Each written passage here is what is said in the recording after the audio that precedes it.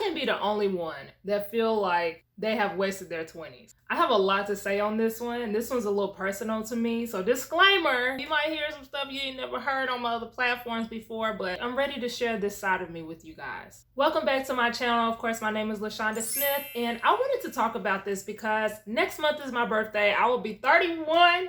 Y'all, I'll be 31. And I've been doing some reflection. And I'm at a place where I'm like, what happened to my 20s? You know, like what's going on? And I realized that if I knew that I would be where I am today in my 30s, I would have done some things slightly different. Now, I'm a big advocate and not dwelling on what you couldn't do, what you wish you would have did, all of that. What's done is done, it's happened, it ain't nothing we can do about it now. But if there were some things that I knew today that I didn't know then, I feel that I would feel a little bit better about my 20s, and I want to share those things with you guys. Now, I have a notebook right here because I have like quite a list of different things that I want to share with you guys. So let's start with what I wish I knew. So the first thing, I wish I knew that I needed a mentor or a coach. My 20s was full of, I'm going to figure it out. I'm going to YouTube it. I'm going to Google it. I got this. I don't need nobody to give me no advice. Really, like I really wish I would have just started off at the very beginning stages and just hired a coach. I'm talking specifically as a business owner, like as an entrepreneur. I spent so many years trying to research and figure it out on my own, and I didn't figure it out. I figured it out a little bit. But I feel that with me still having the goal of hitting 6 figures in my business, now granted, I've had multiple business throughout my 20s, okay? At least like 4 or 5. But who's counting? Who's counting? I'm not counting. But I feel that I would have made better decisions faster if I would have had some guidance. I was 20, I was a single mom, I have 2 boys, 2 kids, and I was just trying to do what I knew with the information that I knew. And I've learned throughout this process, and now that I'm 30, that sometimes you have to use other people's brains.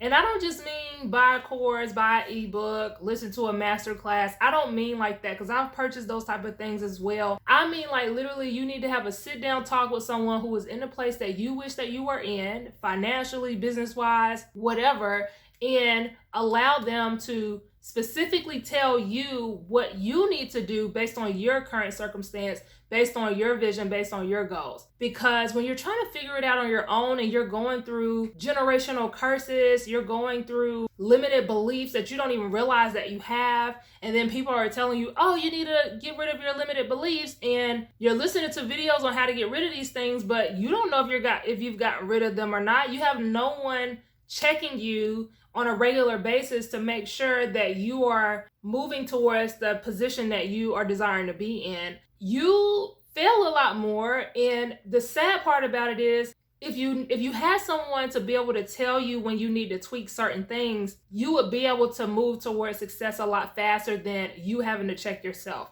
Because what we know about ourselves is we're not going to hold ourselves accountable. We don't know what we don't know. And sometimes you just need help. So I wish I knew that I needed to go ahead and get a coach, because I would have saved years upon years of struggling, trying to figure it out on my own, wasting time buying master classes, courses, ebooks, all of that. Another thing that I wish I knew in my 20s is that it's not as easy as it looks. I got bit by the entrepreneur bug in my early 20s. I started my very first business. It was a cupcake business. I was watching Cupcake Wars, and I was just like, oh, I love this. I could do this, da da da da. And I wish I knew, not just with that business, just with business in general, that it was not as easy as it looked. When I first stepped into entrepreneurship, I feel that it was at that beginning stage of everybody was making it look so great. Like, oh my gosh, become an entrepreneur. You could work for yourself, work from home, do this, do that. Oh, I was able to do this within 12 months. Oh, I was able to do this within 6 months. And it's even worse now. Like, it's a whole nother ball game now. But back then, that was very appealing to someone who was working at a restaurant making $2.13 an hour. I'm just saying, like, it was very appealing. And I wish I would have knew what I knew now. I wish I would have knew about the emotional roller coaster that entrepreneurship sends you through. Yes, you hear people talk about it, but when you go through it, it is a different experience. It is a different experience when you are actively going through it, and then you have kids. Don't let you have no baby daddy issues, because because I had those, and it's like, it's a lot. It's also a lot when you are banking on your business and you are struggling financially as a result, because business is not always going to be perfect. It's not going to always be in the green. Sometimes, a lot of the times, you're going to be in the red until you can figure out how to navigate and stay in the green. And when I first became an entrepreneur, I thought it was going to be easy. I'm not even going to front. I thought this was going to be a walk in the park. I thought as long as I was consistent and I continued to do my thing, that it was just going to do well. And I was wrong.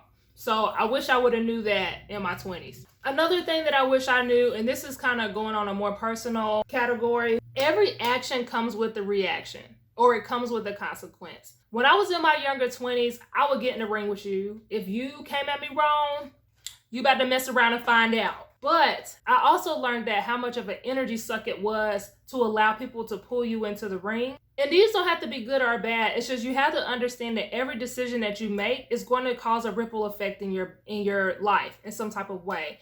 And so that's why it's so important to have mentors and coaches and stuff in your community or in your network that you can kind of talk to. But I'm going to give you an example. So I decided in my early 20s that I was going to work part-time and pursue my business full-time. That was what my whole 20s was about. I'm going to work part-time or not work at all while I'm pursuing my business. And as a result of that, I missed out on a lot of different things that I now wish I would have been able to just do and experience now that I'm in my 30s, and I haven't experienced those yet. So as a result of this, when you first start a business, people tell you like, oh, you need to be on the grind, head down, you could play later, da da da da. But there comes a point where if you're grinding for like 10 years, 8 to 10 years, and you still kind of feel that you're in the same place and you're still in that grind mode, you start losing out on a lot of different experiences that you could have had if you would have allowed yourself some grace and allowed yourself to live a little bit. I really feel that I didn't live in my 20s because I was always grinding. And I really regret doing that. Like, I wish I would have known. And it's like one of those things that but you don't really think about until you're on the other side. Just like how people will work all their lives and then they realize, like, dang, I've never been anywhere outside of the state. I never, took a chance on anything. And they start kind of regretting, like, dang, if I would have knew that I'm still going to be working in my 40s and my 50s, I would have been going on vacation back in the day, It's kind of one of those things, because as a result of me pursuing entrepreneurship, I began to struggle now that I want to work full time. Well, I have a full-time job now, but when I began to start looking for a full-time job, I haven't built up any experience in corporate America or in anywhere to where I could just hop back in. So I'm pretty much, I feel, at entry level because I don't have any experience in those areas outside of business. Another consequence that I experience now is I have my kids at a young age. It is what it is. I love my kids, but I had my second son in my early 20s. I had my first son when I was like 15, 16 years old. And it came with a consequence. So now, I have to think about my kids outside of myself. So not only do I have to make sure I can support myself, I have to make sure that I can support my kids. And I sometimes look at other creators or other people who don't yet have kids that are my age, and I see the progress of their life that they've been able to have. And it's like, because of my actions, I have a consequence. There's a reaction to the things that you do. I wish I would have knew how important it was to establish myself as an adult before having kids. I was never really given that conversation. And I was always, even from a young age, I always called the shots to my life. Like, even when I was in school, I remember my mom would be like, if you get bad grades, that's on you. Like, I'm not going to worry about it, And so you tell a kid that, I'm not going to worry about it either. And it wasn't until I got bad grades and I failed in high school that I was like, wait a minute, y'all telling me I'm not going to graduate on time? And because of that consequence, I spent the rest of my high school years trying to catch up so that I could graduate on time. Now, granted, I was able to graduate on time even though I had a kid at 16, but I learned that lesson that, okay, even though I was given the freedom that I don't have to worry about my grades, I have to deal with the consequences that come with that. And so knowing that everything that you do comes with a consequence. Even the procrastination in your life, the longer that you procrastinate on something that you know you should be doing, the longer it's going to take for you to hit that goal or be successful in that area. I can also use that with YouTube. I've been on YouTube for, I want to say, over 10 years. And because I've never been consistent, I'm sitting here with 265 subscribers. So that's a consequence. That's a reaction because I wasn't seeing anything through. And so, yeah, that's something that I wish I would have knew in my 20s. So the last thing that I want to share that I wish I knew in my 20s is that if you don't nurture what you desire, you will never get to experience the things that are truly important to you or that you desire to experience. So I have 3 main things that I feel that I neglected, that I was not able to experience in my 20s, that I really, really wish I would have been able to experience. The first thing is friendships. I feel that because my head was down grinding throughout my 20s, I never prioritized creating and building friendships in my community so that when I want to go out and have a good time, I have people that like the same type of things that I like, and I can actually go out and enjoy those people, grow together, go to their house, they come to my house. I never got to experience those things. And don't get me wrong, I had like a handful of people that were my friends or that I would talk to every now and then, but I never prioritized having friendships. And that's something that I've always strongly desired to have. I always strongly desired to be able to go to the mall with my friend girls and just go shopping or go out to brunch or go on a vacation with my girls and things like that. Go have a party at my house or even have a party at like a venue and invite my friends and stuff. I never got to experience those type of things. And now I wish I would have knew how important it was to be intentional in that area and grow friendships, because that's something that was important to me. And so now I'm about to be 31. I can still name on one hand how many friends I have. I still struggle in this area.